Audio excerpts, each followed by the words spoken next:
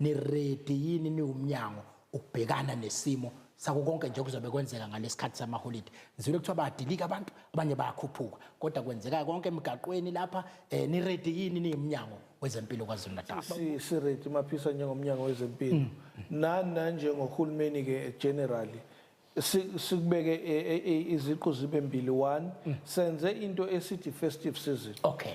Saphinde senza into esithi disaster management. Okay. Ngoba kule festive season silindele ukuthi kungenzeka okuningana. Kukhona abantu bethu vela abayidlela amaphilisi. Absolutely. Oshukela, o-BP, mental health, HIV and all that. Kungenzeka omunye asuke eGoli abesethe amaphilisi ami ngwakhohliwe. Sizobona ukuthi labo bantu konje sibasiza kanjani, si ready for lokho. Kukhona abantu abazothola ukuthi mental health care user akawadlile amaphilisi akhe kufanele naye sibone ukuthi senze njani.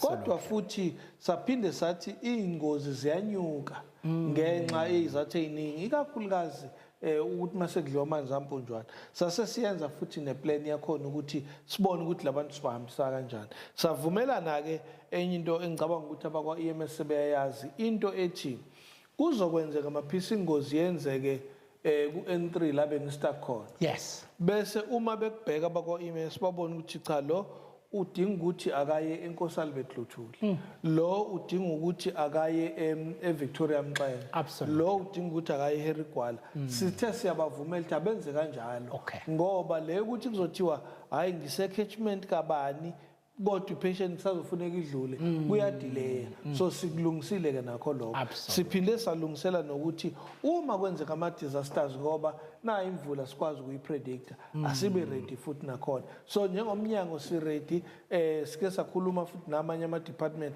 sathola ukuthi nabo banawo ama disaster plan nama festive plans as well.